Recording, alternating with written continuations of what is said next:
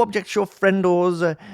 Hope you're all doing well, taking care of yourselves, feeling awesome, or as awesome as you can possibly feel. And if you don't feel too awesome right now, I hope things pick up for you very soon. I hit my desk. Mikey Bly here with another episode of Object Show Roundup, and we have quite a few things to go over today. Oh my goodness, this is going to be one of those bumper episodes. I can just feel it in my bones. But before we get cracking with any of that stuff, at the time of recording this, it is my birthday. Look at me dedicating my birthday to recording an episode of this for all of you fantastically wonderful people. Hey, you deserve it. You deserve Mikey content in your lives. Birthday or no birthday. But if you will indulge me. There we go. And also, I will allow myself one of those. Hey, I got one. They're usually for other people. I think I'm allowed to give one to myself now and again. So I shall. So yes, it's my birthday today. So hat is going to be here. And it's been so fun. I've had such a good day. I mean, I was working. I didn't take the day off for my birthday or anything, but wife and kiddo were both home because it's been bad weather outside. It's funny, bad weather always seems to hit on my birthday. We had a big snowstorm, so yeah, kiddo's off school, wife's off work, so we've all been kind of hanging out a little bit during the day with each other. I got an awesome couple of birthday cards. Check these out. Aren't they fantastic? There's a similar theme going on with these birthday cards, I've noticed, both from the kiddo and my wife.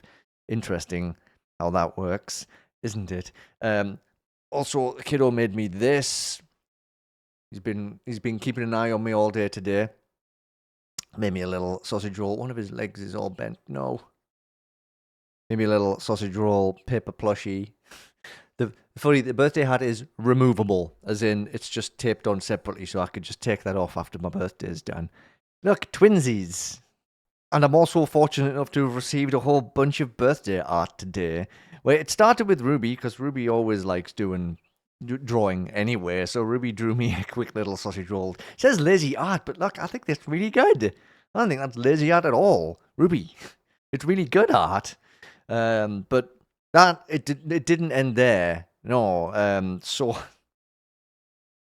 I also received art from Cherry, from Deco, from Rio. That's Rio U Projects, by the way. Stone, Temmie,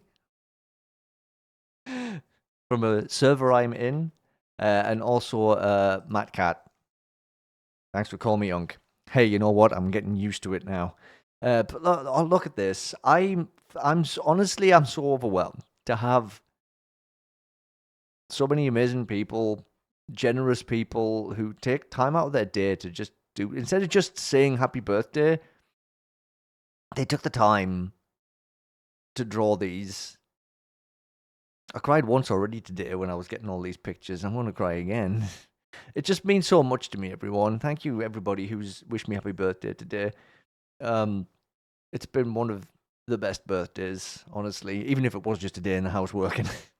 Don't worry, I'm gonna enjoy myself a little bit later on this evening. I may have purchased myself a couple of drinkies, and I've got some snacks, so I'm gonna enjoy myself after I've done all of this. But yeah, thank you, everybody, and all this art is so wonderful. And obviously, I'm not trying to call out people who didn't draw or just don't do art. I appreciate all of the happy birthday messages. Thank you, everybody. You're all so sweet. Oh gosh, okay, all right. I think I'm okay. I think I'm fine to move on now. But yes, I'm going to spend this year doing the same thing I've been doing for the longest time. I'm going to keep uplifting and supporting people, because I just really enjoy seeing people succeed, and I want to see more of it.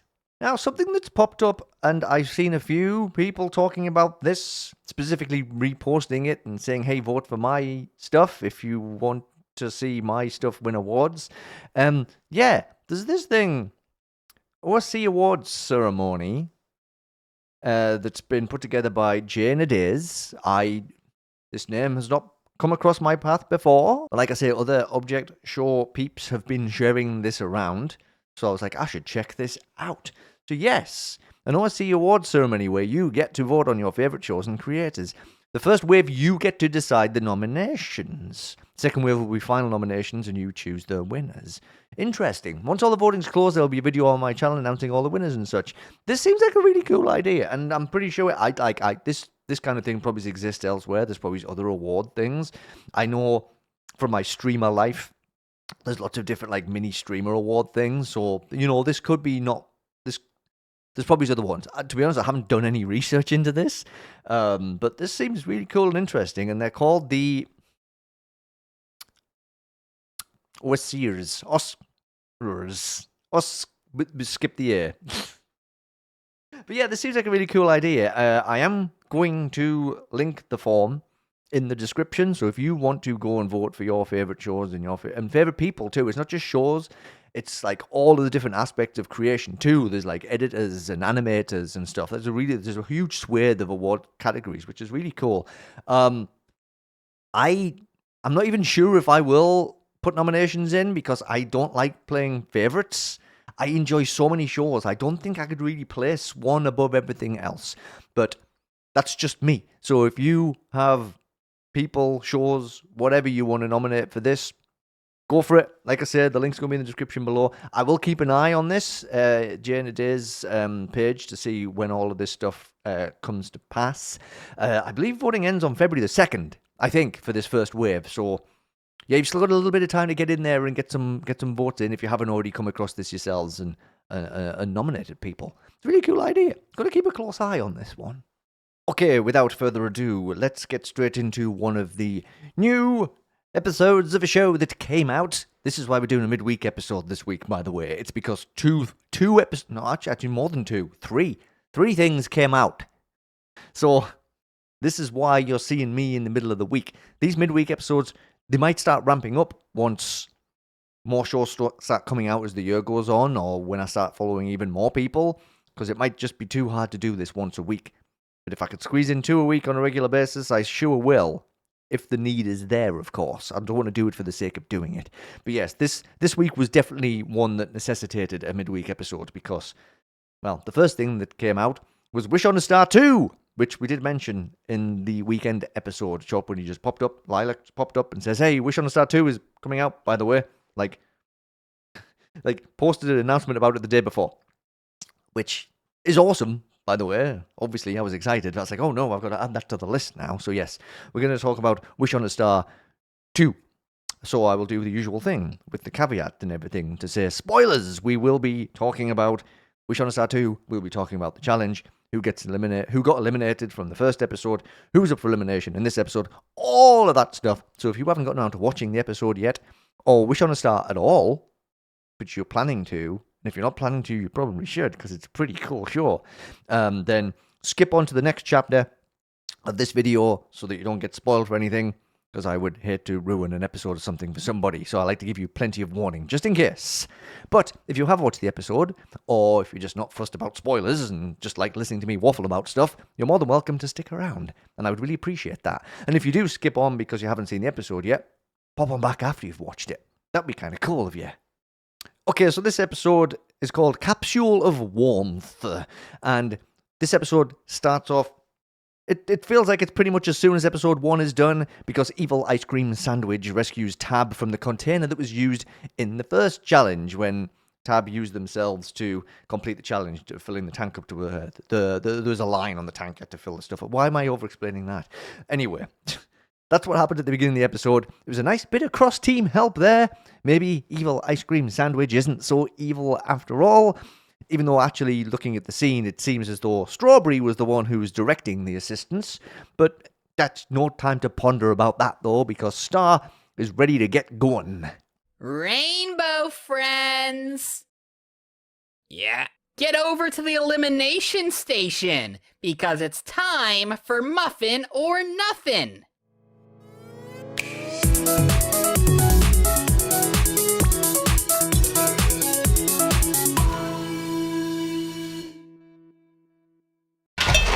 You all lost last time, so one of you is going home. Aren't we already home? Moon has 5 muffins. If you get one, you're safe. All right, move aside, cake at stake. We've got muffin or nothing now. Actually, that was kind of fun. I did like the muffin or nothing. Kind of reminds me of the muffins from ASDF movie a little bit, but I guess nearly every animate muffin maybe is starting to remind me of that muffin. But anyway, not going to dwell on that too much. Also, going home? Star said whoever is eliminated will be going home. Like Xylophone said, they're already home. Unless Star means eliminated contestants get sent to where Moon and Star are from. Well, we can think about and probably find that out later, because it's time for the votes. Moon reveals that there were 7,938 votes, and Star gets cracking with the elimination. Like I said, no time to hang around. Xylophone is super safe, only 210 votes for her. Propel Hat is also safe with only 216 votes, so they're definitely the two favourites of the group by the looks of it. Rusty Pipe is next with 928 votes. He doesn't seem too super happy at all about that jump in numbers there. That's quite a hop up. That's like more than flipping 700 more votes. Whew. He's followed by Pinata with 1,161. Whew. All right. That means we're losing either Gummy Worm or Mangosteen. It's all down to Gummy Worm and Mangosteen. Each received over double the amount of Pinata's votes. You cannot be serious right now. And the first person eliminated is...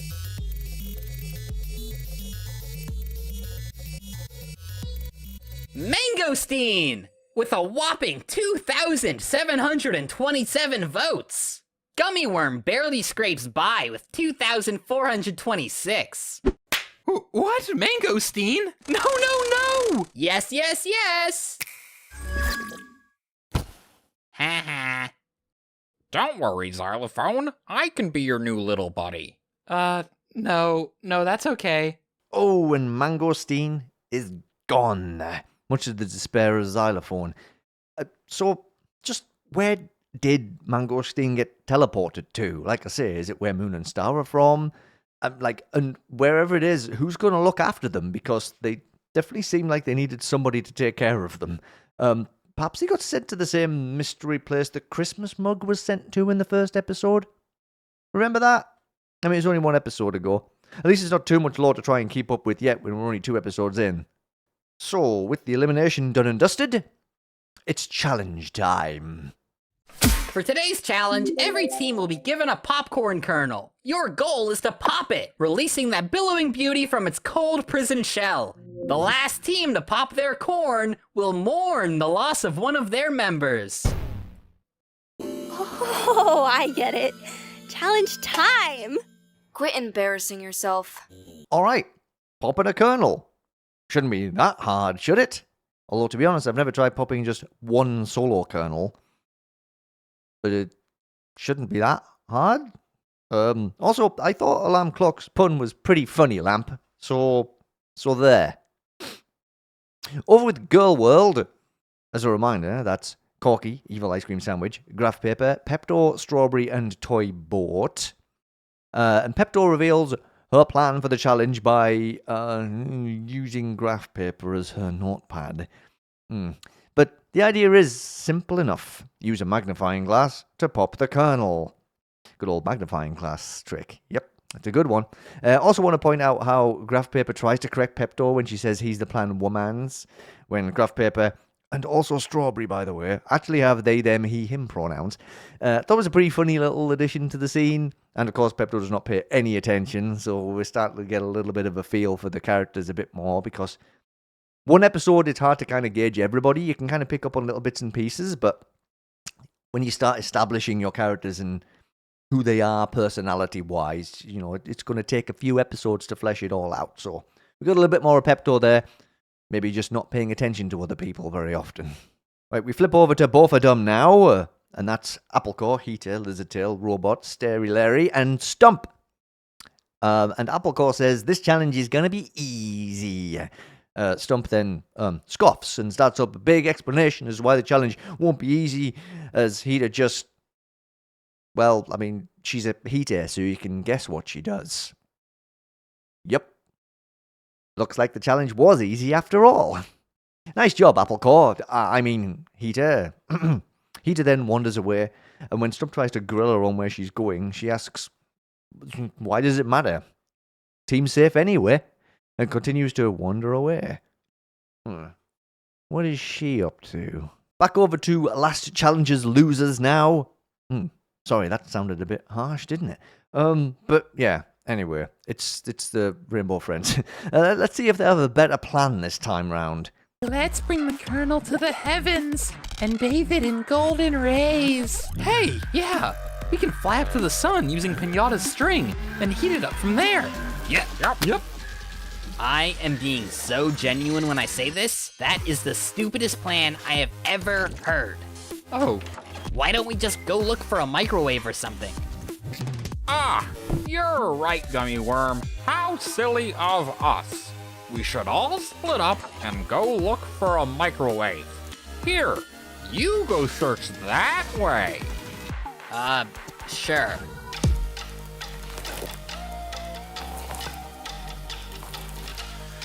Let's go to the sun. Okay. Do you guys think I should name the Colonel? It's probably best not to get that. I'm not sure that plan is the best. You know, Gummy Worm may be abrasive and rude, but I'm on his side here. As whimsical as Pinata's idea is, sometimes you just gotta go with the simplest solution, you know? Oh well. Also, poor Xylophone trying to replace Mangosteen with the Colonel. Parental instincts are strong with her. Time to check in with the rookies now. And that's Andball, Cork Glue, Rook, Tab, my favourite character from the first episode, Twitter Coin, and Your Best Shot. And Cork Glue is trying to magically create heat by yelling heat at the Colonel. Okay, I think we need someone with some smarts around here to figure this one out. Wait, Rook, no, I didn't mean you. Now, what's the one thing we should probably never do during this challenge? We shall never lose. We should probably not eat the Colonel. Well, yeah, obviously. We'd have to be the dumbest team ever if that happened. Exactly, Tab. Why did you do that? Worry not, Anball is simply acting as our capsule of warmth. Their spherical body will perfectly heat up our Colonel from within. Unbelievable. Come on, Tab, give it a chance. Maybe you're just jealous because you don't have a real mouth. That's enough. That's enough. Rook, is this plan even worse than the Rainbow Friends plan? I'm struggling to weigh these ones up in my mind. Regardless of that, though, I need to say how flippin' adorable Twitter Coin was here. My gosh, I love her. Twitter Coin had such a cute scene there. And Tab seems to more than tolerate her too? Oh, great. Love it when I get super attached to two people on one team, because you know they can't both win. For now, I'm just going to enjoy that dynamic. Alright, what is Shelf Control up to? That's alarm clock, birdhouse, cinderblock, dresser, lamp, and sunny side. Right, what are they doing? I swear this is how you do it. Put some elbow grease into it, man. I think I ran dry. How about we think of something else? Let's just make a fire. Oh, phenomenal idea, Lamp! We got no wood, though. What do you mean? I see 2 piles of it just standing around. Wait, hold on. Lamp's a win by any means necessary kind of gal, huh? I'm sure Birdhouse and Dresser will forgive her, though, because, hey, they won't be up for elimination. Just want to focus in on a couple of things in that scene quickly, though, before we move on. First, Alarm Clock's still trying to get on Lamp's good side with her endless positivity, which I do love, by the way. And I also love the detail of Cinderblock still being covered in yolk from when he got pushed on top of Sunnyside in the last episode. Another nice little touch. I like the little carryover things that happen like that. Instead of just every episode being like a blank slate and hit the reset button, I do like it. And there's little carryovers. Oh yeah, Moon also shows up to announce shelf control are safe, and Cinderblock throws her over a whole bunch of recommended characters or, people who want their characters to pop up in the background of the show. One of those classic moments. And she smashes off of Pepto, who has a magnifying glass out. A girl world on the brink of safety too? Ooh, we're safe too.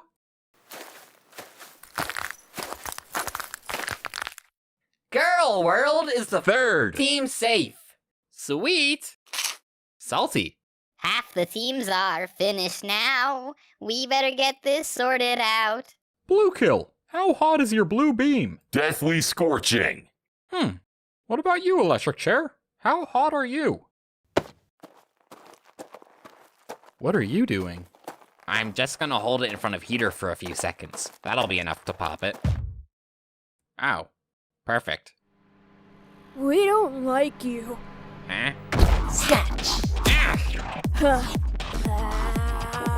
She's gonna eat our kernel. Blue kill. Drop the corn. Uh-oh. Prepare to burn. Wait!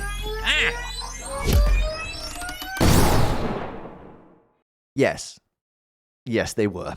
Also had to leave in the part where Star stands on every single broken piece of moon. Cruel.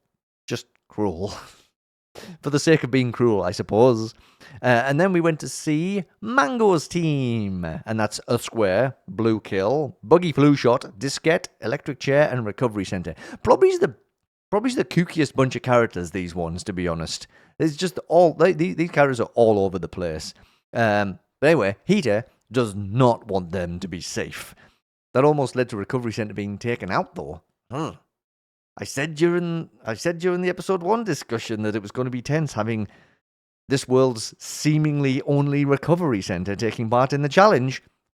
And oh yeah, of course, what if they get eliminated?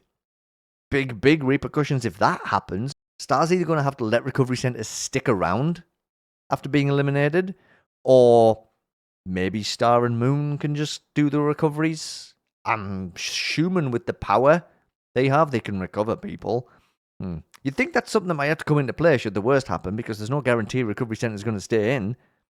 Unless Mango's team just is never up for elimination. Plot armor. Never mind that for now. The Rainbow Friends are still ascending to the heavens, and it's getting a bit chilly up there. And it does look like Xylophone's written something on the kernel. Did she give it a name? I can't quite make it out. It looks like TEM, temp maybe? Like temporary mangosteen? Is it temporary mangosteen replacement? Regardless, Xylophone wonders why it's not getting warmer if they're getting closer to the sun. And Propeller Heart assures her it's because they're going through a cold cell. Sure. Then Blue Kill's beam nearly wipes them out, and Propeller Hat claims it's a sunbeam, so they must be getting close. Sure. Meanwhile, back on solid ground. Idiot! Don't mess around with Recovery Center. If they die, we don't come back. Hey, you're the one who told that thing to shoot at me. I'm sorry. Can we please have our Colonel back? I am sorry. Please, please, please. Nah, I'ma just eat it.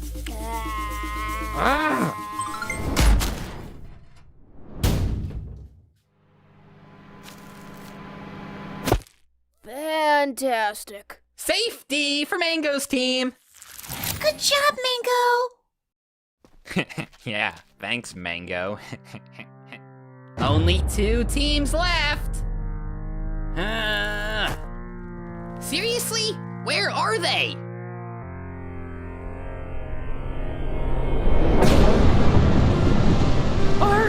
Are we close yet? We have to be! The heavens aren't our home. This is punishment for trespassing.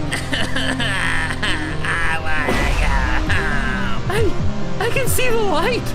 It's getting brighter. Hang in there, everyone. I'm hanging. I can feel the warmth. Sun, engulf our kernel. Bring us life anew. We are only here for you.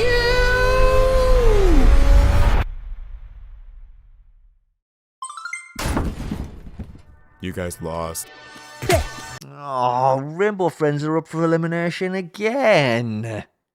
I wonder if Gummy Worm will survive another vote. I'll be honest with you all, I voted for Rusty Pipe.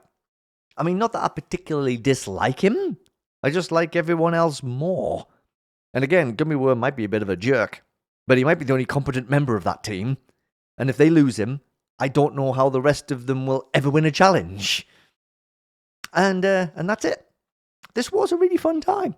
We didn't get a ton of screen time for some of the characters, but when you have so many, it's hard to squeeze them all in, especially with an episode much shorter than the first one. So it's totally understandable. As the show goes on and the contestants whittle down a bit more, we'll obviously start spending more time with characters as the show goes on. So, hey, you know what? I'm not bothered. I got some tab time. I'm happy enough. And Twitter Coin too. She definitely hopped up in my favorites list in this episode. Just had such a goofy little time of it. I loved it. Awesome work, Chalkbunny, and everyone else. This was awesome stuff.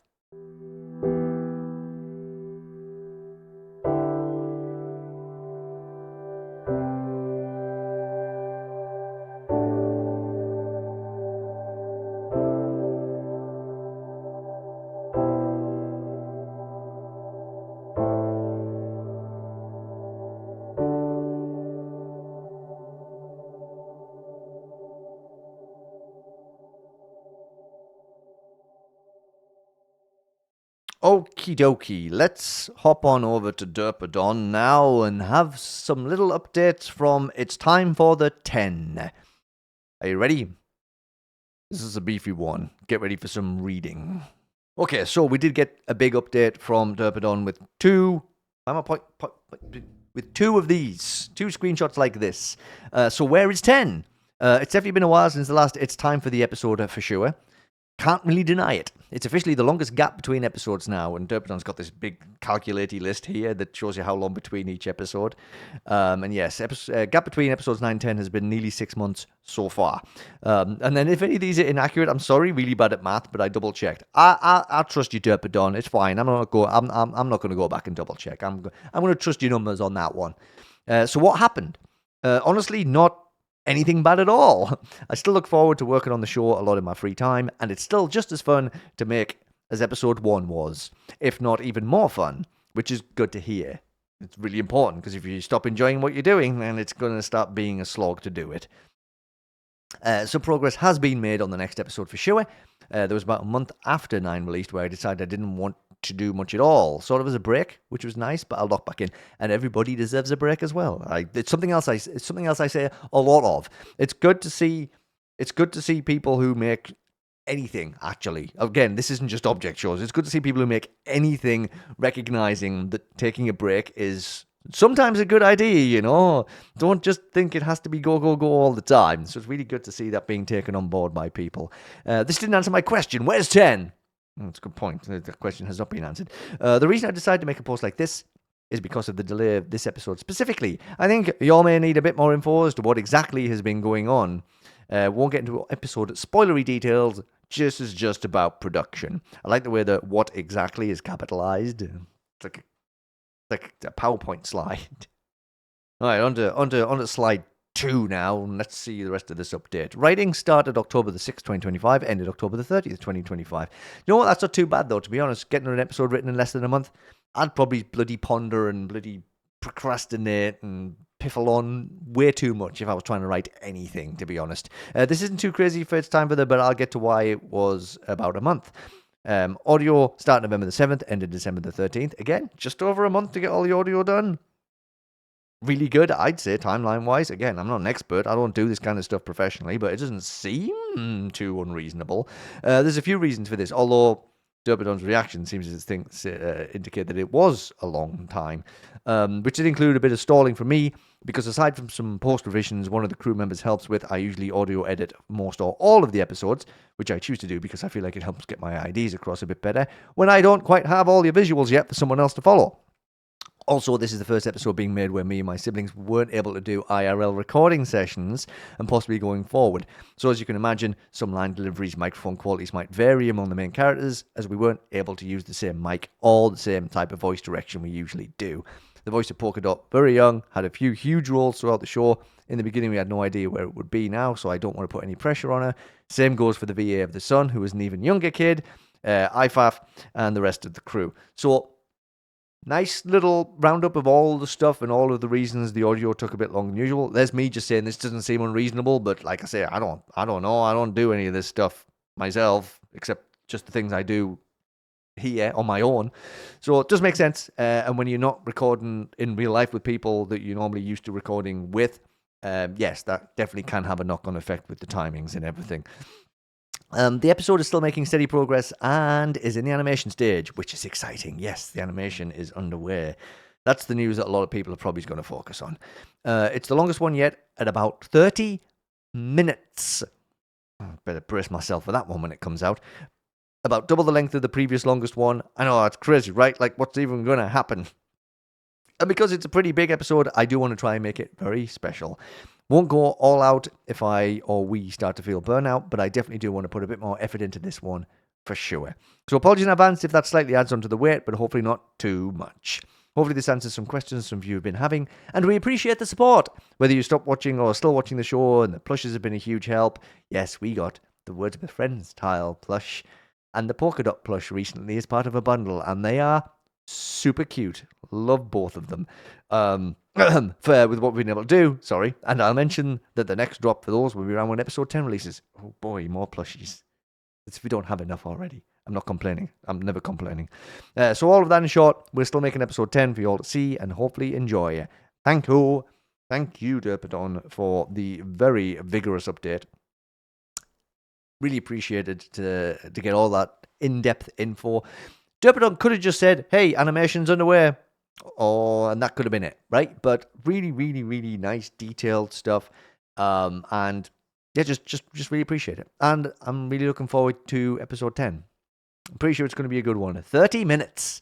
Get ready, everybody, and get episodes 1 to 9 watched again. Because I feel like I need to watch episodes 1 to 9 again as well. I need to try and get some kind of a grasp on some of the things I've been missing in those episodes, because I'm sure I'm definitely missing things. Yeah, that's going to give me something to do. Over to Finneas, Zippedties. I'm going to do this every time now. I'm going to go with both names, because Finneas is the YouTube channel name, and Zippedties is the one that you have, like, in the brackets name. I'm always going to do both. I should just stick with one. We're all going to know who I'm talking about, aren't we? Anyway, Finneas had an announcement for us all. Hey guys, it's me, TJ. What?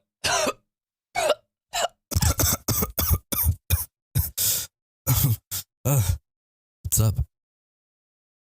That took 36 takes. Hi, my name is Atonics. I'm gonna sing and do other things.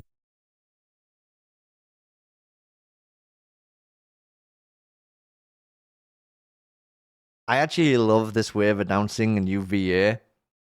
Really, really, really fun. So yes, TJ's VA has changed purely just based on the direction of the character.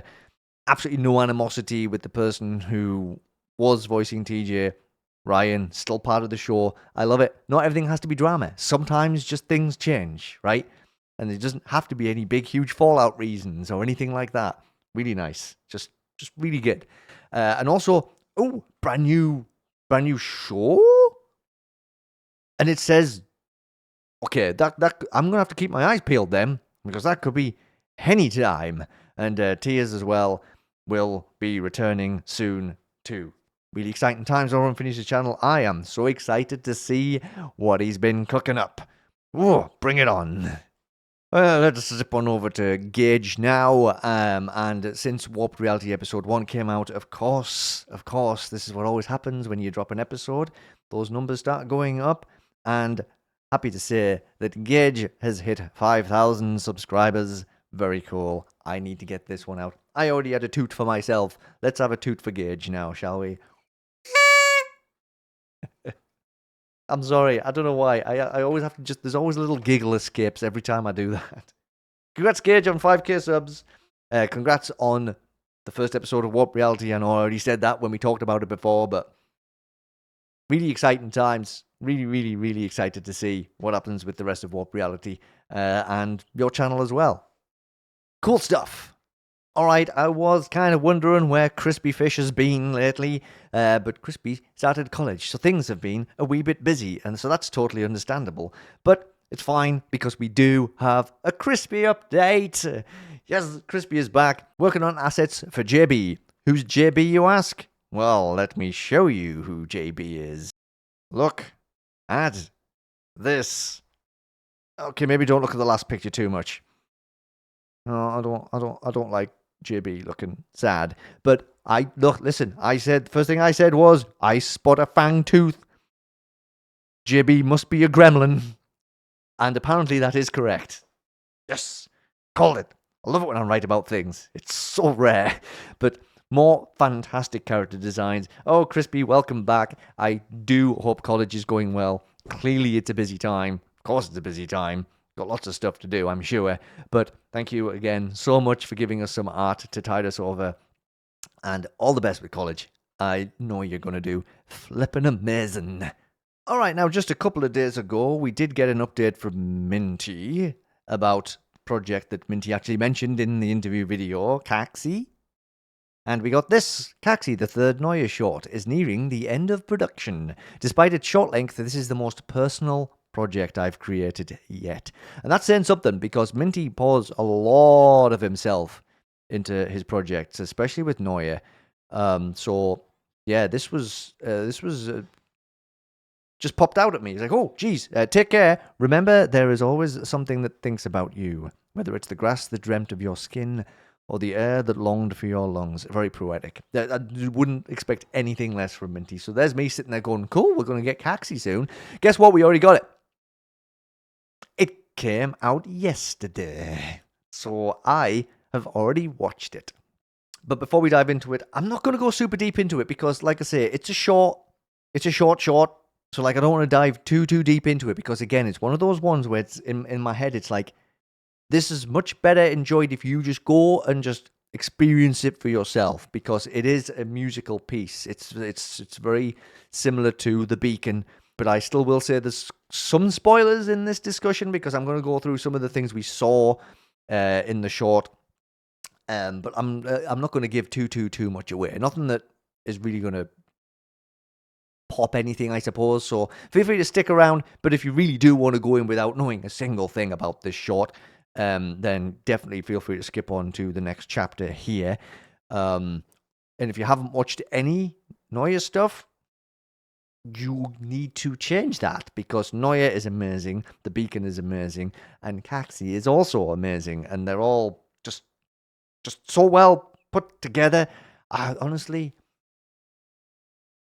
I don't have enough positive words for the stuff that we've got from Minty the last few months. It's been really, really outstanding stuff. But let's get into this. Let's get into Kaksi, shall we? So the short starts with a disclaimer that outlines that there is mild substance use, might not be suitable for everybody, but also that this isn't meant to make any sense. But don't you worry about that, Minty, because you know that's not going to stop people trying to make sense of it. And it's not going to stop me from talking about things that resonated with me either. So we are going to do this. No surprises there, of course. We start off with Rose deleting things from her desktop and hesitating over whether to delete the folder called Older Family Photos, while Nicole goes into chill-out mode. Take a peek.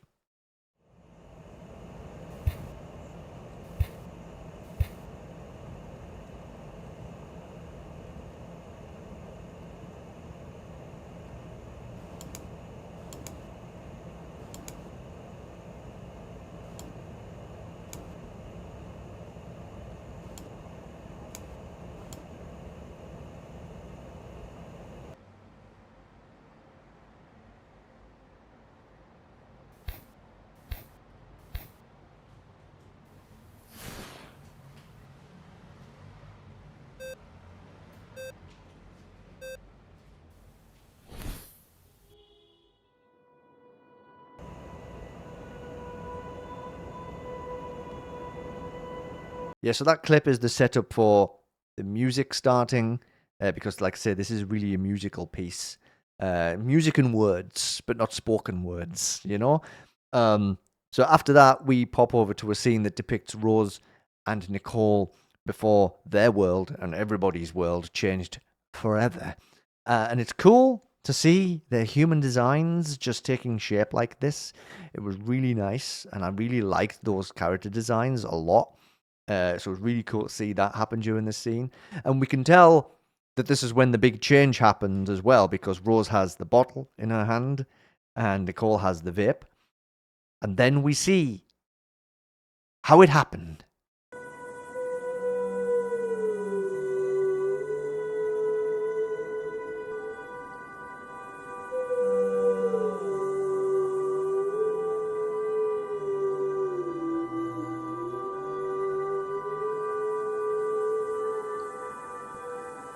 Now, we could have some huge debate about who that was and why they did what they did, but sometimes things are just best left as a mystery. Who knows what the motives were? What matters is where we are right now. What has happened doesn't matter. What is going to happen is what matters. That's kind of what I took from it. You know, this is weird. There's like no other things that I've watched or partaken in to do this show has ever made me think so much about things.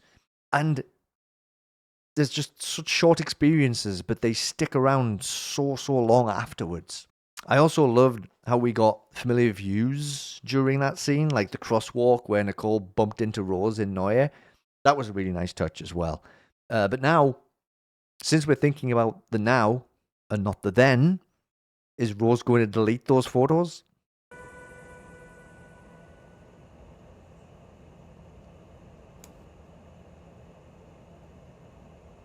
I guess the desire to hold on to memories was too strong. And you know, this is the part of the entire short that really stuck with me the most, was that real kind of internal struggle that Rose has, debating whether to hold on to that past or just let it go. And like, I fought with the same kind of emotions and feelings myself, for sure. I have old photographs of my dad, who passed away. It's been a while now. He was pretty young when he passed away. I'm only a couple of years behind where he was at this point. But like, I wasn't a kid or anything when that happened. I was in my early 20s, but it's never really left me.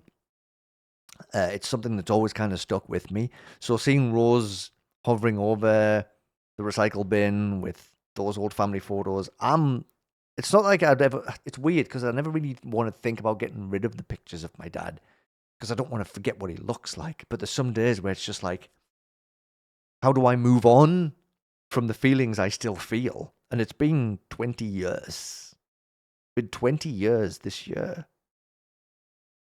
Oh, geez, yes, I can't believe it. It has. It's been 20 years. It's 20 years next month. Wow. Maybe that's why this actually got me so much. Because of that coming up. Oh, geez, I never even thought about that. Anyway, that's what ran through my head, though, when that scene was playing out. Oh, geez. But I won't go into tons of detail about the last part of the episode that happens after we see that clip. Suffice to say, we get some wonderfully drawn pieces in a stairwell and some conversation, written conversation on the screen with coded messages. It's like a call and response, but the response is coded. But someone in the comments of Minty's video has already figured that out, by the way. So I don't want to spoil the fun for you. I did read what they all translated to, but I don't want to spoil the fun for you. If you want to go and figure that stuff out yourselves, I will leave it up to you. There's also a document linked in the description of the video. Not my video, so the document linked in Minty's video. Sometimes I'll say I'm going to share this link, I'm going to share that link. When it comes to this now, I'm going to actually just leave this one for you to go and dive into if you want to dive into it. I really do recommend it. But you make sure you check out Nolla and the Beacon beforehand. Nolla's like 10 minutes. The Beacon's not even I think it's 2 and a bit. and this is like 3 and a bit. So it's like, it's all in all, it's not going to take much time to go through all of this stuff. Really, honestly, highly recommend the stuff that Minty does. It's really, really good. And like really recommend going over to check it all out. So yeah, I'd say go and do it. Go and check out Minty's work. And Minty, once again, you've made something truly beautiful that touched my soul, made me cry, nearly made me cry again just talking about it there. I don't know how you do it. You're amazing. You're so good. Okay, we're going to talk about someone I haven't talked about before, but has actually probably popped up actually. I think might have popped up in a discussion I've had with people that might be in one of my videos. I can't actually remember. But not someone who makes object shows, but someone who does lots of cool music. Object shows, for object shows. natebait. And natebait released something absolutely flippin' amazing called Tetration. It's a BFDI teapot medley. It is absolutely phenomenal. It's really good. I just was absolutely... Sometimes, you know, if you just put a piece of music on and you can just kind of potter about and just do stuff while the music's playing. I put this on and I was mesmerized. I did not even move from where I was sitting the entire 15 minutes. It's so well put together, and it's such a wonderful homage to the music of BFDI and Teapot. It's just really, really, really good. I really recommend it. And natebait in general is just fantastic musician. So like, go and check out the other stuff that natebait's done, because like, absolutely, really, really amazing stuff. So highly recommend checking Tetration out and checking Nate out in general. This was just a really, really cool thing. I just had to mention it. I had to. It's not like an object show, like, it's not an object show update. It's music, but it's object show related. So I'm allowed to include it. I'm allowed to include it anyway. It's my show. I can put what the heck in here I want. Go check out natebait. I demand it. Okay, you don't have to. I guess you don't have to. But you should. Alright, Pick popped up out of nowhere and said, hey, Out in the Open 3 sneak peek is here. Although Out in the Open 3 sneak peek was mentioned in a couple of Pick's posts recently. So the sneak peek is here. 19 seconds long. But you know what? Even though you probably cannot do too much in the way of giving plot lines away in 19 seconds, I am still maintaining my record of being a good boy and not checking any trailers or sneak peeks. I'm not doing it. I refuse. I'm going to sit back and I'm going to wait for whenever the episode is ready. Because I have made a promise, only to myself, not even to everybody else. It's just to me. I want to see how long I can keep this promise to myself. How long before I break it and just cannot resist the urge to click on something again. Sometimes the temptation is pretty great, you know. But nope, I'm not going to click on it. But if you want to check out a sneak peek of Out in the Open 3, it's sitting right there on Pick's channel. So go check it out. Alright, time to get started on our big update of the day. Big episode that was released. It is THREEEE episode 6. We've been talking about it for quite a while. Griffin gave us official release dates and everything not long ago, and it did indeed drop, and it is indeed here, and I did indeed go through it, and it is a bumper episode. It's huge. I mean, not as huge as some other episodes of things that have come out, but pretty big. So before we get started on any of this stuff, again, I will say it. I have to do it every time. I have to do it every time because I can't let people get caught out. If you have not watched THREEEE episode 6 and do not want to be spoiled for any of the stuff that happens in it, or even pre-episode 6 stuff, because I do a little bit of a run-in. So if you don't want to be spoiled in any THREEEE stuff, then probably skip straight on over to, well, it'll be the outro after this. This is the last thing I'm talking about. There's a spoiler for you. So, yeah, just hop on past for now, but definitely feel free to pop back and listen into what I have to say afterwards, if you want to. And everyone else, let's do this. Because the funny thing is, this is the first time we've actually had the chance to go over an episode from the Excellent Entities series here on Object Show Roundup. We've done lots of talking about THREEEE 6 and how it's going and all that kind of stuff, but this is the first time we've actually gone over an episode of it, because I didn't start doing this show until after episode 5 of this season came out. So, to give you a super brief overview, which is probably not going to be as good as it could be, I'll try my best. Excellent Entities started off like any other contest-based object show back in the early 2010s, full of slightly crude humor, animation that was a bit clunky but charming in its own way, like a lot of the shows from back then, and characters that were honestly in places and kind of hard to love. But as the show went on, and when we got to the second season, Extraordinary Excellent Entities, we started getting more character development. We found out how much of a jerk the host chocolate bar is, manipulating its contestants, holding a fake contest. Yep, season 2 didn't even have a prize. Inanimate Insanity Invitational, I'm looking at you, but that was after this came out. And Chocolate Bar also stole a prison bus that all of the contestants were in. Yeah, it's a long story. But then he drove it off a cliff and gave all of the contestants amnesia, so they couldn't remember barely anything about themselves in season 2. It's a tangled web of stuff. Tangled webs of stuff. Sorry. But suffice to say that Chocolate Bar got arrested, and at the beginning of THREEEE is released on parole, and gets everyone back together for a supposedly legitimate contest this time for a $3 million prize, assuming it's $3 million because it's season 3. I mean, there's way more I could go over, but honestly, there's just so much. All you really need to know for now is that's the gist of it. We have a bunch of contestants competing for $3 million. A lot of them have had previous interactions with each other. They all know each other pretty well at this point. So, yeah, there's been time to establish those relationships, and there's lots of fun stuff going on. But since I haven't gone over any EE content before, let's chat about the contestants, shall we? In this current season anyway, and there they all are. We've got Diary, Chalky, who won season 2, even though it was meant to be a fake season, Tub of Lard, Nail, Headset, Clay, Smarty, Click, Shark Bearberry, Moonstone, Mango, Poison, Broomer, Gumball Machine, Muffin, Feather, English Muffin, and Latte. Whew, yes, that's all of them. That's how the season started. But so far, because there has been eliminations, we have lost Headset, Broomer, Nail, and Smarty so far. Tub of Lard got sucked into a black hole in the last episode.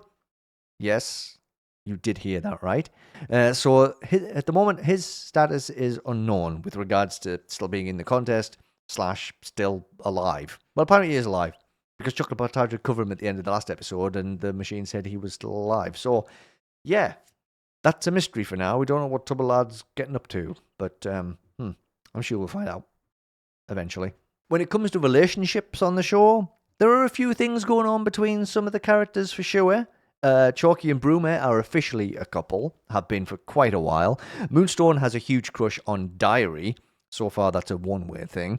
Shark Bearberry and Mango definitely have some are they or aren't they vibes happening. And Poison and Gumball Machine used to date each other, but broke up. Also, Chalky, Broomer, and Clay are in a band together called the Broomer Boys, but their relationship's getting a little bit frayed as Clay's been trying to sabotage Chalky's run-in this season. Drama. And again, there is definitely more relationship stuff than that going on when it comes to just like character interactions and stuff. But honestly, the best way to absorb it all is to head on over to Web's channel and get watching if you haven't watched it. All 3 seasons, really fun to watch, well worth your time. It's also definitely one of the gayest shows out there, which is a plus point for me, if you couldn't tell. Okay, let's do a quick recap of episode 5 as well, because it's been a while since episode 5 came out. So that involved aliens trying to destroy Earth, well, apparently trying to destroy Earth, and the 2 teams trying to build a mech to take them out. The aliens in question were actually remote control-based aliens, which Click is one of those aliens. This stuff all somehow ties together. I might have missed stuff, but so far it seems to have been kept a little bit vague for now. But anyway, yes, 2 teams try to build a mech. The remaining members of the 2 teams, simply called Team A, that's Chalky, Shark Bearberry, Diary, Muffin, Mango, Clay, Moonstone, and Tub of Lard. And Team B, Feather, Gumball Machine, English Muffin, Latte, Poison, and Click, have quite the bunch of adventures in this one, with the biggest plot lines revolving around Gumball Machine being taken on a Christmas Carol-style journey to discover that if she keeps on trying to do everything, fix everything, be everything, take charge of just everything, the entire world will end up being destroyed. Yikes. This also comes to pass a little bit, kind of, when Gumball Machine tries to take charge of her team's mech near the end of the episode, and ends up trashing the nearby city of Pragma. That's not probably the best thing you could have done there, Gumball Machine. We also got some Click lore. So you see, like I said, Click is no ordinary remote control. He's actually an alien. And he is contacted by, I assume, one of his race to talk about how their empire is collapsing. And Click will play an important role in them being saved. Click's not going to be the new leader or anything, which he assumed he might be. I don't know how he's going to play into that either. Although, like I say, we don't know what that means, what's going to happen further with that plot point. Nothing. Yet. We also find out that Feather used to be a scientist, kind of, and as I mentioned earlier, Tubblard gets sucked into a black hole at the end of the episode, along with the aliens when he's piloting his team's mech. And there was no elimination in that episode, unless you count Tubblard going missing. Okay, that's the catch-up done. I didn't want to go too deep into it, because we got a whole other episode to talk about, but let's get to this new episode. And it starts with a broadcast throughout the city that got trashed in the last episode. Pragma. After a close encounter with the remote con, the city is working on rebuilding itself from the ground up. Of course, not everyone survived the devastating attack. There were some close calls, and we honor those who were lost. Top-world scientists are working to figure out the black hole that randomly opened up in the sky and sucked up the aliens. Right now, they think the black hole is slowly pulling the sun and will completely devour it in 1,000 days, plunging us into eternal darkness. Global government officials have refused to comment. But after all that bad stuff, tonight we celebrate the best of the best of television at the THREEEE Awards. After a prison memory-wiping scandal that shocked the nation, discovering the lost city of Atlantis, saving the world from utter destruction, and forcing How Could This Happen to Me to go platinum, Excellentities has been nominated for its first Daytime THREEEE Award. This cast, my bestest friends in the whole world, and my two dads are the nicest, most humblest, and well-meaning people I ever met. I guess that might have worked as the episode 5 wrap-up for us, huh? Should have just let Neil do it. Just let Neil take charge. That was Neil's voice over the announcer thing on the radio. I think a fair few people might have lost their minds a little bit when Neil mentioned his two dads in reference to Sharkberry and Mango. Canon? A lot of people are looking at it that way. Personally, I'm all for it. I'm all up for more relationships. Let's go for it. Let's do this. Webbs did say that gay people will exist when this episode came out. Maybe that's who he meant. Plenty of other gay people in this show, though. We then cut to the red carpet outside of the aforementioned Daytime THREEEE Awards, where the contestants are all jostling for attention. There's a really fun fourth wall break when Diary's upset that the Broomer plushie is outselling hers. Moonstone likes the way Diary's plushie opens, because of course she does, and demands that the warehouse with the merch be burnt down, since nobody wants the chalky plushies anyway. I do! In fact, I've clearly said many times that I can only justify buying the Broomer plushie if I can get Chalky with him. They come as a pair. I can't have one and not the other one. It would feel really wrong. Once everything's kind of settled down out there on the red carpet and everyone's in their seats, the awards can begin. Hosted by the one and only iPad from Object Invasion, no less. Well, look at that. Hello there. And if you think he's the only cameo in this episode, well, obviously you're wrong. We get Battle for Dream Island. We get more from Object Invasion. We get Object Lockdown. And Paper Puppets Take 2. I really need to get to that show someday, but oh my word, it's such a big show and there's so many episodes, it's kind of overwhelming. I'm going to have to really put a good chunk of time together to get through all of that stuff. Whew. Anyway, crossovers galore. Well, mini crossovers, I suppose. Guest appearances rather than a crossover.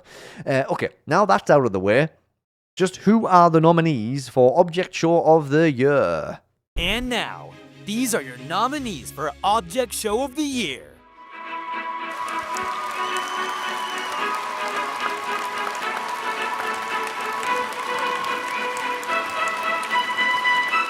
And the award goes to... Stop! We already stopped. You fell from the ceiling. Oh, okay. I think we all know how this is gonna go down. Since you all want to be a part of my awesome show so bad, we're doing the next challenge now. Everyone, calm down. For today's challenge, the contestants have to boost our ratings as much as possible to properly celebrate our first thingy. The team that gets people talking the most wins the challenge. This is our Radonomitrometer. It tracks each team's performance, and when the clock strikes famous, time's up. Can you please say a specific time? No! Time starts now! Oh, you gotta love the Shape World reference. You gotta love the Shape World reference in there. Also a hollow dome? This one got me. I'm not sure if it's a reference to something else, or if it's a sneaky teaser for something else, or if I'm just overthinking things again, or if it's just something I just don't know about. Let me know, I guess. I don't know. I haven't got a clue. And of course, Chocolate Bar has to make everything about his show, so the challenge begins. Gonna be the longest award show in history, this one. So, which team can generate the most buzz about THREEEE? Well, right off the bat, I don't really know how much we'll get out of Muffin in this episode, as she sits literally deflated and upset about Tub of Lard being gone and nobody else seemingly caring about it. Mango then slides on in and proposes that they do some detective work, purely to boost ratings, of course, and maybe even get Mango a Daytime Thingy nomination for his own stunning acting skills. Yeah. Sorry, Muffin. Looks like you're stuck with this guy in this episode. Latte also has a plan, and it revolves around exploring the tension between Poison and Gumball Machine and resolving their conflicts, despite neither of them wanting to do that. Well, that doesn't stop Latte from throwing them in sacks and taking them with him anyway, and someone else happens to notice this. It looks like Team B's exploiting a beloved dynamic between two contestants on the show. If only there was an interesting dynamic between two people beloved by the fans we can milk for attention on our team. Oh wait, Clay and Chalky. But we were already planning on just releasing a new album. It's called I Hate You and I Hope You Choke. No, it's not. It is. No, Moonstone's right. You know what really gets people talking? A fan war. And if there's one thing people love to see intense coverage on, it's a trial.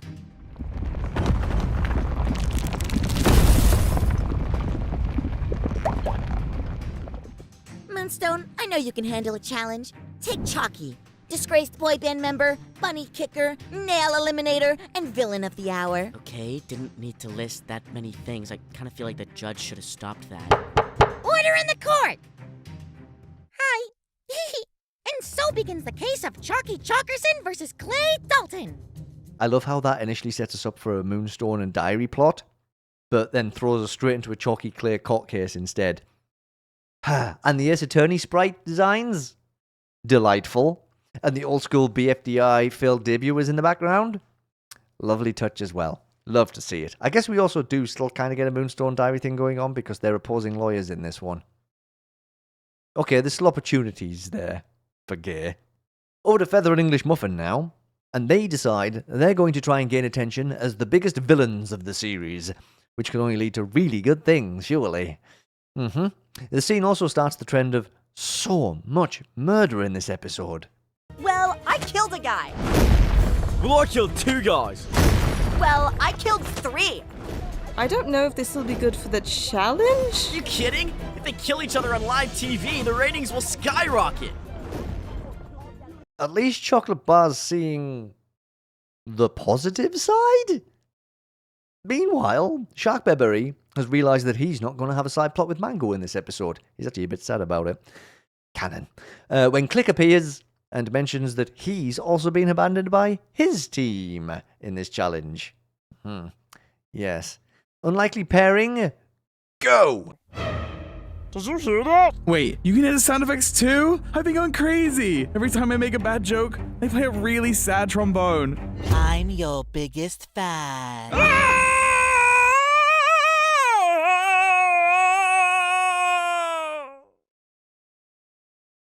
Who are you? I'm your biggest... Yup, got that. I'm copy of the 1990 film adaptation of Stephen Spring's 1987 novel Misery, but you can call me Misery. And you can call me Click. It's nice to meet you, Burger. You two are my favorite ship in all of Excellent Entities. There's so much chemistry and the mystery of what will happen next. You're the biggest ship in the fandom. That can't possibly be true. I started getting plot lines this season. and I don't even know him. Oh, it's possible. Let me show you how. Yay!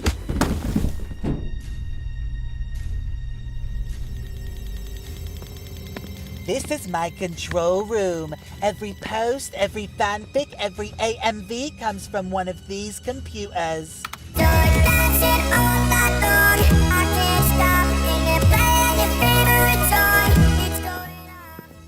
Wait, I could use this to completely control the narrative and flood social media with our content. And as long as I'm the one doing it, it only counts for my team. Have I always been in love with Sharkberry? Oh, this was so fun. The reference to misery and obsessive fans, the shipping between unlikely characters, the good old rare pairs, the anti-mango propaganda in Misery's little lair. It's all so good. And of course, Sharkberry is going to try and take full advantage of this, while Click is going to be Click. I mean, Click's probably going to end up with a crush on Sharkberry anyway, because Click's just... I don't know. Click's just a very loving guy. So many fun plot lines building up in this episode. Back at the trial, and Diary lays out her case against Chalky as a murderer. He did kill a lot of bunnies in Season 1.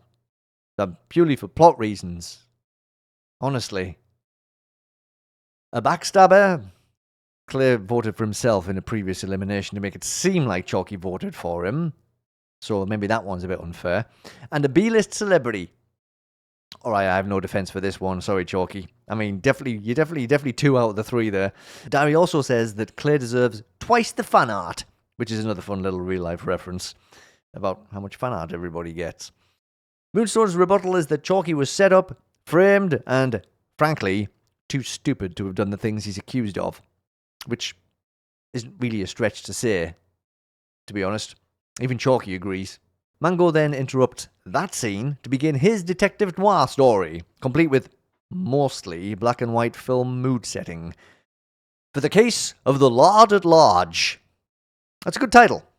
I'm not going to lie, that's a good title. That's a good one. Yep, Mango pulled a good one out there. So this is complete with interviews with completely legitimate and not at all unhinged witnesses. Yeah. I think he fell back to Earth and got taken by the ground people. They're like normal people, but underground.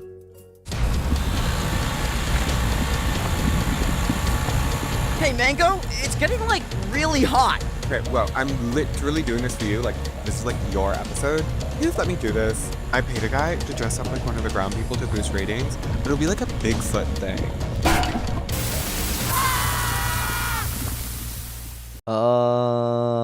I'm sure they're fine. Let's check in with Latte and his plan to resolve Poison and Gumball Machine's issues. Oh no, Latte, do you think this is going to go down particularly well? Looks like we're doing some roleplay, except Latte is the one doing all of the roleplaying. We get the hands down best line of the episode in this scene, though. It's like therapy. Yeah, normally I'm not tied up when I'm in therapy. I am. I've heard you two blabber on about this for, like, ever. I'm pretty sure I have the details down pat. Cue the lights. Sorry, babe. I gotta leave. But why? I created this really amazing dinner for us. Oh, won't you stay? No. And I don't show emotion, so I'm really hard to talk to. I show emotions all the time. What are you talking about? Yeah, if you count brooding as an emotion. But what about all those errands I ran for us today, and the time I spent on this 3-course meal? I don't even recognize your accomplishments, and in fact, I think they're stupid. You're stupid. Stupid, stupid, stupid. Stupid, stupid, stupid. Isn't this helping? Stupid, stupid, stupid. Stupid, stupid, stupid. Stupid, stupid, stupid. Gumball Machine's therapy sessions sound intense, huh? Also, I think Latte needs advice on giving advice, especially when it comes to relationship advice.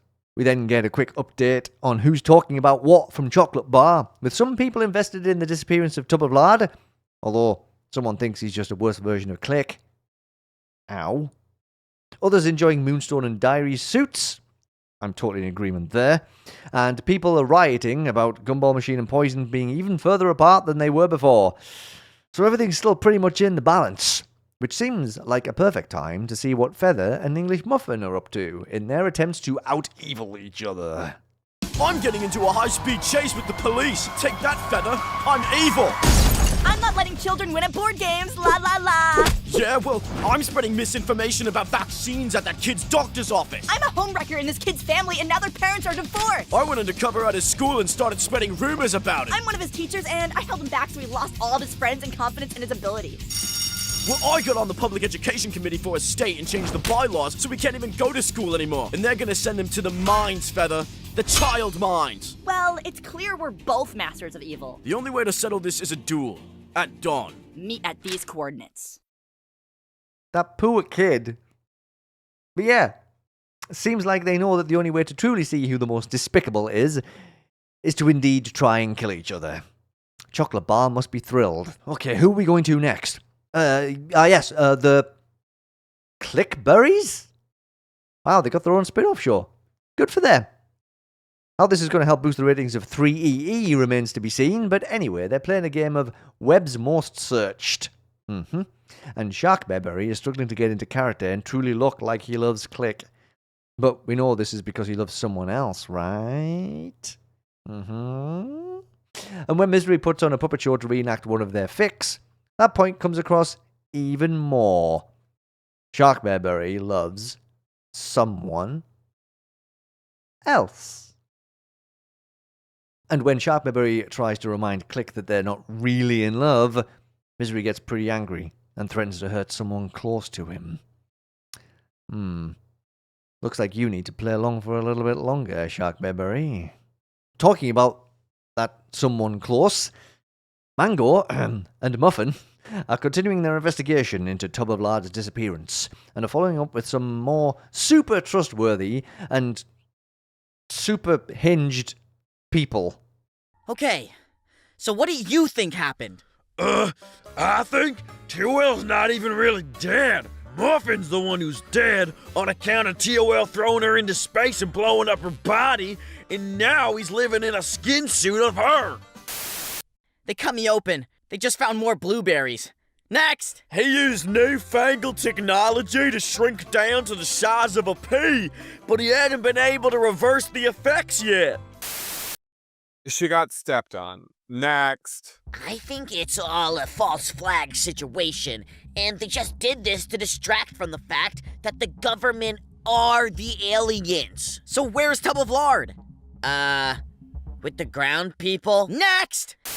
If I hear one more stupid conspiracy theory about ground people, I'm gonna lose it. I think the black hole sucked Tub of Lard into space too. It's like space, but worse.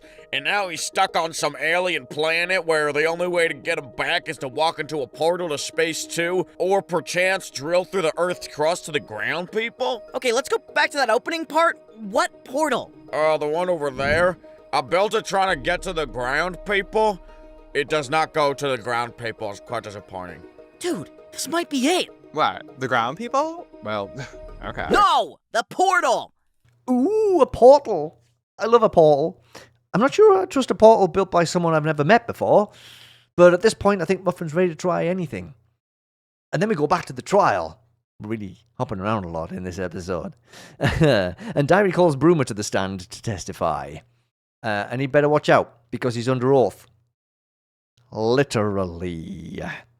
Diary has him read out someone's chalky headcanons, with the idea being that while they're not factual, they may be. Those scenarios where someone says, my headcanon is that so-and-so is so-and-so, and then the actual person who made the show says, actually, that's right. Kind of a reference to that kind of thing happening.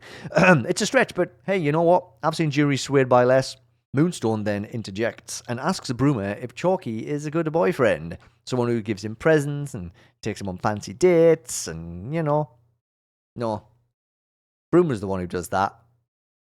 I knew it. I think we've actually seen it. I don't think I just need to say I knew it as if I was some kind of genius. I think we've pretty much seen that in action. Moonstone then asks Broomer about Claire, trying to turn the attention that way. But Broomer says Claire's cool. So, yeah.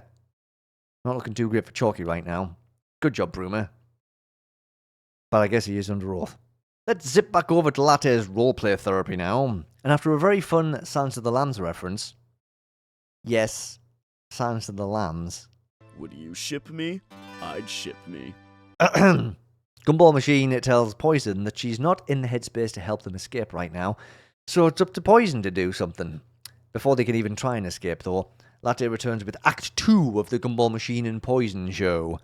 And Latte actually seems to have struck a chord with those two. Hello? Hi, babe, where are you? How have you been? Where are you, by the way? I prepped this 12-course meal that's getting cold. I was thinking about your mom. I don't think it was right what she said to you. I love you. I care about you. Do you care about me? Do you love me? Oh, I know you love me. Sometimes it's just me, but do you love me? Would you love me if I was a worm? You know what? I think these questions are better answered in person. What? You don't even know where I am. Oh, I know. I paid a guy to follow you, and I put a chip in your phone, and I love you, and I'm right behind you. I didn't pay a guy to follow her. She shared her phone location with me. Yeah, but you didn't have to follow me around while I was at work. I just wanted to make sure you're safe. I was trying to do the same thing. Why are you out in the city? You're not even wearing the sweater I bought you. Some guy asked me if I knew you today, and I gave him a real long voice day. But I said you called someone from somebody and I gave you a weird Stop. Come on, Machine. I'm gonna tell you you're crazy, but I don't mean it. I'm just saying it because I'm overwhelmed and I'm scared. For me, for you. And I can't recognize that, so I'm gonna make you feel bad. I cried! My head did not explode! Allegedly. Okay, so not all of the details are correct there, but Latte definitely hit some truths. And Gumball Machine and Poison started talking through some of their issues. Hey, maybe there's hope. Time for another check-in with Chocolate Bar. Apparently the nation is split into two groups, depending on whether they side with Gumball Machine or Poison. These things can happen, I guess. And Chocolate Bar is Team Poison. Have to say I'm Team Gumball Machine. Which team are you? Let me know. Mango and Muffin's investigation has inspired countless people to also search for Tub of Lard. But sadly, most of those people have also now gone missing as well. And the police are heading over to arrest Feather and English Muffin for what they did to that poor kid earlier, who is now going to need a lot of therapy. Please note that everyone at THREEEE supports therapy. And I do too. It's a very healthy thing to do. Should not be stigmatized. And with all of that, Team A is currently in the lead. Okay, Feather and English Muffin have met at the predetermined coordinates. Good work figuring that one out, English Muffin. Also, where even is this? And have one of the most convoluted, evil mastermind battle of wits I think I have ever borne witness to.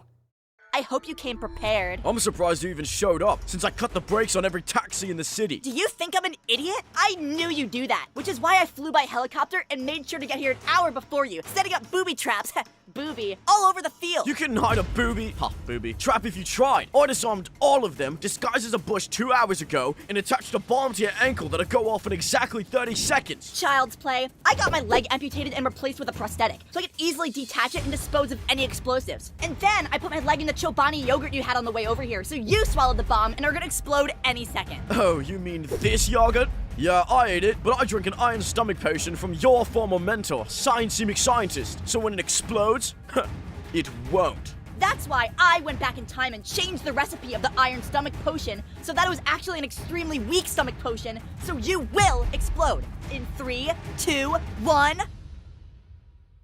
Wait, so you were lying? Well, yeah, like how would I have done any of that? Wait, how would you have disabled the booby traps an hour before I even set them? Were you lying? Clearly I was lying. How could I disable a trap you never set? Wait, did we just blow the challenge? Were you recording? What? No, I wasn't recording this. Oh. That seems unrelated. This scene was so funny. I loved it. The escalation, the outlandishness, the immaturity, booby, and the fact that they weren't even recording it after all of that. Genius. Pure genius. Except for the not recording it part, of course. Meanwhile, Muffin is throwing countless people, perhaps interns. Chocolate Bar has a lot of interns in this season, into the portal to try and bring Tub of Lard back. But all they keep sending back is bones. Yeah, when I mentioned all of the murders in this episode, this is where the body count racks up some more. It's like, I was debating putting this on the dark counter, honestly, but I don't know if the characters are all dead, or if they have a chance of recovery. So, because of that ambiguity, I'll give this scene a pass.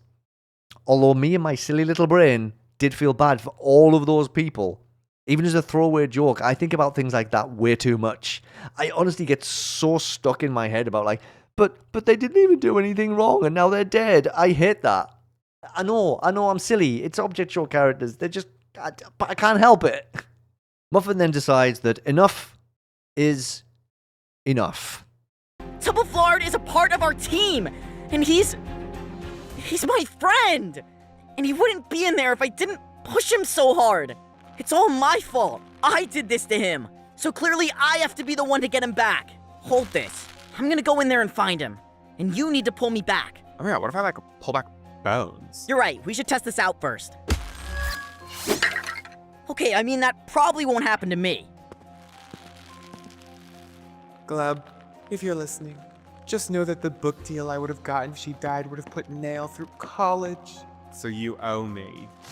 Dude, what are you doing? Let me go! Listen, I get it. You're trying to punish yourself. Sometimes, if I have a second dessert, I throw myself into shark-infested waters. But you're coming back, Bones. If you throw yourself into that portal, there'll be no happy reunion. You won't finally forgive yourself. And your blueberries are still gonna be a little lopsided. Okay, well, that didn't need to be said. You're gonna be Bones, girl. Bones and bones and bones. I need you to get it through your soft, squishy, slightly misshapen head. B-O-N-E-S. Bones.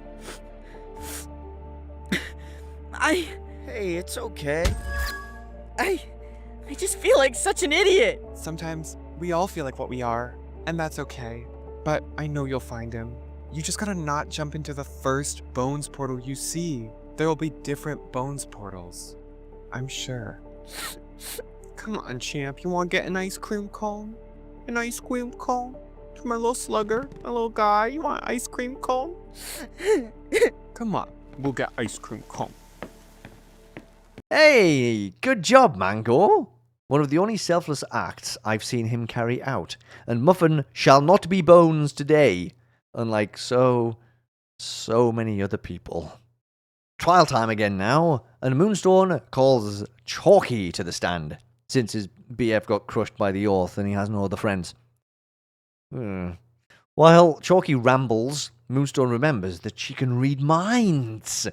Maybe if she dips into Claire's mind, she can get some vital evidence. I'm beating you in this court case, Moonstone. Blah, blah, blah. Court case stuff. All right, I'm gay. Oh, right, she's gay. Yeah. She can't read minds when Diary's around, because that's all she can think about. So, next plan. Moonstone points out that Chalky has done bad stuff, yes, but so has literally everyone else in the entire show. This doesn't fly with Claire, though.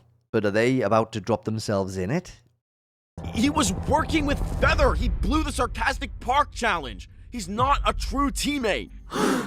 Is that true? Well, I'm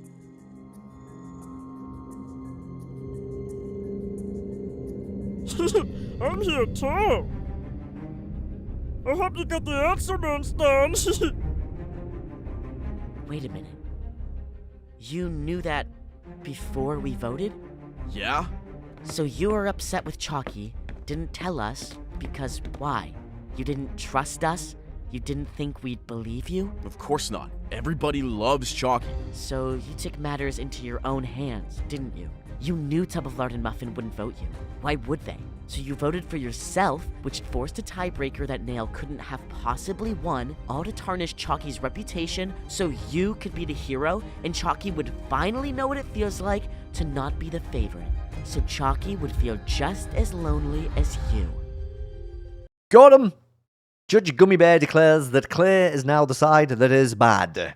When Claire decries the fact that there's no jury, Diary declares that yes, there will be a jury during the next elimination. Ooh, Claire is cooked! If everybody else can be convinced to vote Claire, that is. But of course, that also depends on whether their team is going to be up for elimination or not, right? Time to move on again. And Latte is about to start up Act 3 of the show. And I think it's safe to say that he's lost his audience. But despite all of that, we do actually get a resolution to this therapy session. Kind of. This is exactly why I ended the relationship. We don't live in this fairy tale world where everything's perfect and we have 500 kids. okay? We didn't work. And maybe we're different people. Now, maybe it could, but we're not ready. And I shouldn't have to be the bad guy for being mature enough to say that. You guys can continue to live in this delusion, but... I don't even know if I want to be with you. Oh.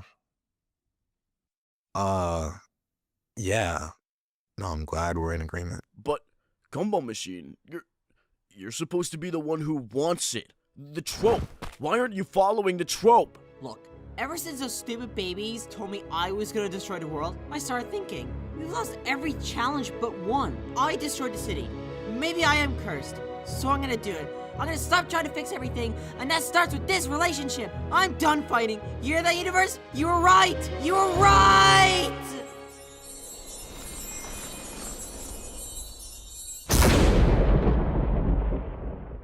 Ow! See? The lightning wants you to get back together. Give up, Latte. It's over. So much to take away from that. Gumball Machine maybe took the lesson from episode 5 too literally, and is giving up on fighting for... anything? I think the lightning strike might have been a hint that maybe she's going too far. But her mind seems made up at this point. But Poison? Poison was up for giving things another chance someday. And her face at the end of this scene just broke my little heart. I mean, no matter how silly of a show this is, it still managed to bring a legitimate tear to my eye now and again. But I am sure we haven't heard the last of this discussion. Or at least I hope we haven't heard the last of this discussion. Alright, over to the series finale, question mark, of Keeping Up with the Clickberries. And Click is out of here. And during this big breakup scene, Sharkberry realizes something. Misery, isn't this ruining the ship? Aren't you gonna do something? No, he's right, Sharkberry. You're not good enough for him. You're just a dirty Bertie. Uh-oh. Yeah, that's right! Run away like you always do! Yes, his plan was to get people talking about him so his team could get a boost. But now he's the bad guy. It's going to reflect badly for him and his team. He arrives back at the Daily Thingy Awards venue and explains the situation, which leads Mango to declare that the only way to get a boost now is to be divas and just start fighting with each other. This doesn't take much effort, with the comic cartoon fighting breaking out between both teams. But amidst the chaos, can love bloom on the battlefield? Oh, good, you're here. Well, it looks like we're both about to die in a paparazzi-fueled bloodbath, so there's probably no better time to give you this. Is that? All yours. I didn't know you were listening when I was talking about baseball. I wasn't. I read it in your diary. Boop.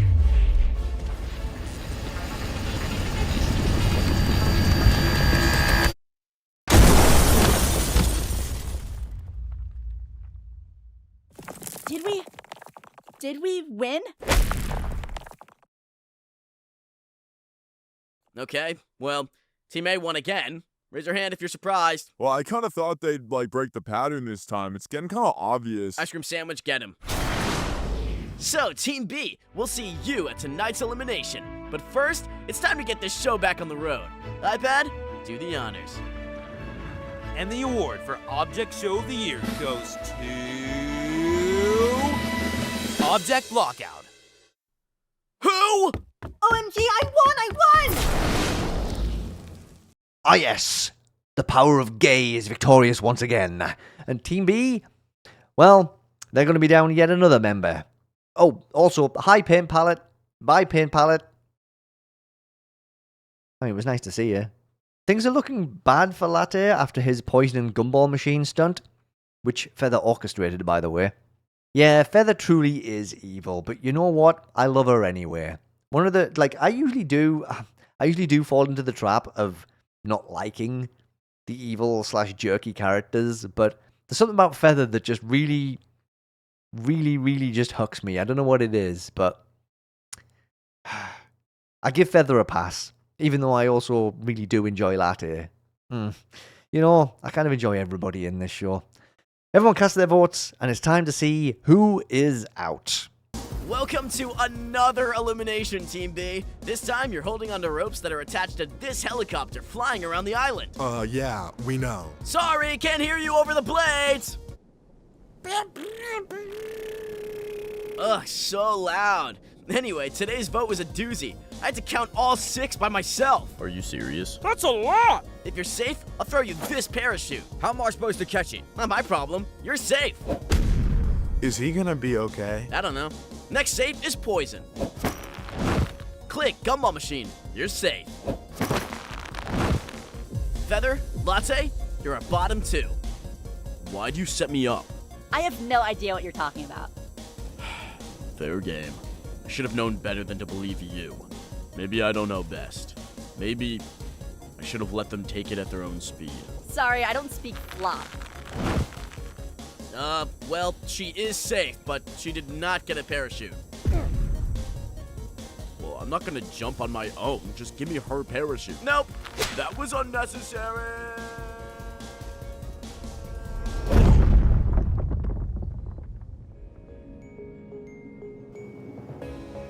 Well, Chocolate Bar, we didn't think you could top Atlantis, but you just saved the world. You did lose the thingy somehow, and that's coming out of your paycheck, but the show has exploded. Not bad for a convicted criminal, idiot, and quite frankly, a bad husband. Was it necessary? So that just leaves us with one question. What could you possibly do next? Guess you'll just have to find out on the next thrilling episode of 3EE. Yeah, it seemed pretty clear, didn't it? Farewell, latte. Honestly, you had your best episode in this one, and I'm glad we really got to see you shine before being eliminated. And Chocolate Bar just keeps wanting to do bigger and bigger things, by the looks of things, so for 3EE7, the sky really does seem like the limit. And I'm really looking forward to it. What a great return to the show this was for me and the kiddo. I was just starting to get stuck into the OSC when 3EE episode 5 came out, and like 3EE6 has just always kind of been on the horizon for us. So it was just such an exciting event, and we both had so much fun watching it together. Amazing work by everyone on this, as always, you know, especially for a bumper episode like this one. It was such a long episode, and it came out really well. And everyone did such an amazing job. Fabulous stuff. And I know that Griffin has already said that there will be more episodes this year for sure. And they should not take as long as this one. So, yay. We will be getting more 3EE content. And I am looking forward to talking about them too when they come out.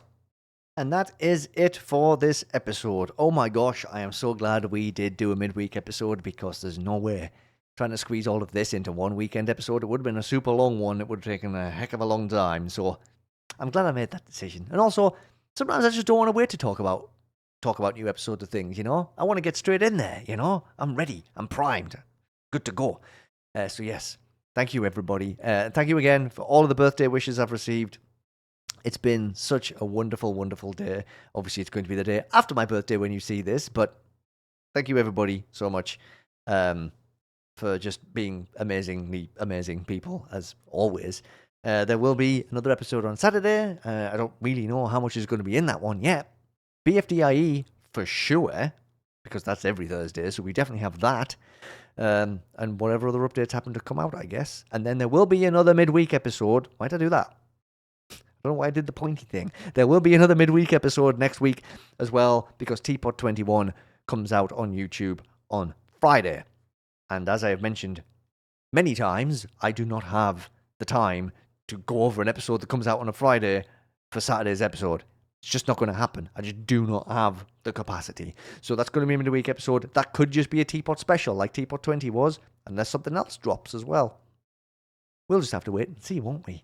But anyway, again, thank you everybody for being here. Whether you watched just 5 seconds of the video, the entire video, only tuned into the chapters about things you wanted updates on or to hear me talk about, every single moment you spend here means the absolute world to me. Do not forget to make the algorithms happy. Hit the like button. Subscribe if you haven't already subscribed. Share the video. Leave a comment as well if you want to have a discussion about anything or just want to say hi or anything like that. I am all about engaging with people. And yeah, thank you. Love and appreciate you all. Take care of yourselves. Have an amazing rest of your week. And I will see you on the weekend. Toodaloo.